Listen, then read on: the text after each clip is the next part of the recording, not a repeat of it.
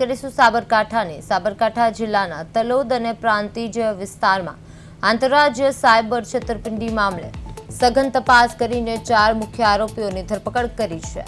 ગુનેગારો સામાન્ય લોકોને આર્થિક લાલચ આપી તેમના નામે બેંક ખાતા ખોલાવતા અને બાદમાં આ ખાતાઓનો ઉપયોગ ઓનલાઈન છેતરપિંડીથી મેળવીને રકમ ટ્રાન્સફર કરવા માટે કરતા હતા।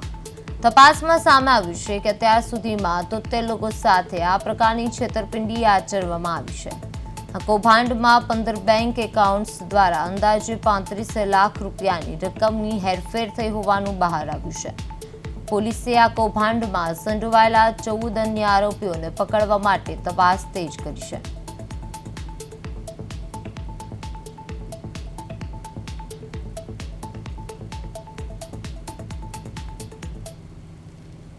જેની અંદર અત્યાર સુધીમાં ટોટલ આવા 14 મ્યુલ એકાઉન્ટ ધારકો જે છે તે આઈડેન્ટિફાઈ કરવામાં આવ્યા છે, તેના વચેટિયાઓને આઈડેન્ટિફાઈ કરવામાં આવ્યા છે અને જે પૈસા જે છે એ રાજસ્થાનના અલગ અલગ જગ્યાએથી ઉપાડવામાં આવતા હતા તેને ધ્યાનમાં રાખી રાજસ્થાનના 2 ઇસમો છે તેના વિરુદ્ધ પણ કાયદેસરની કાર્યવાહી હાથ ધરવામાં આવેલી છે।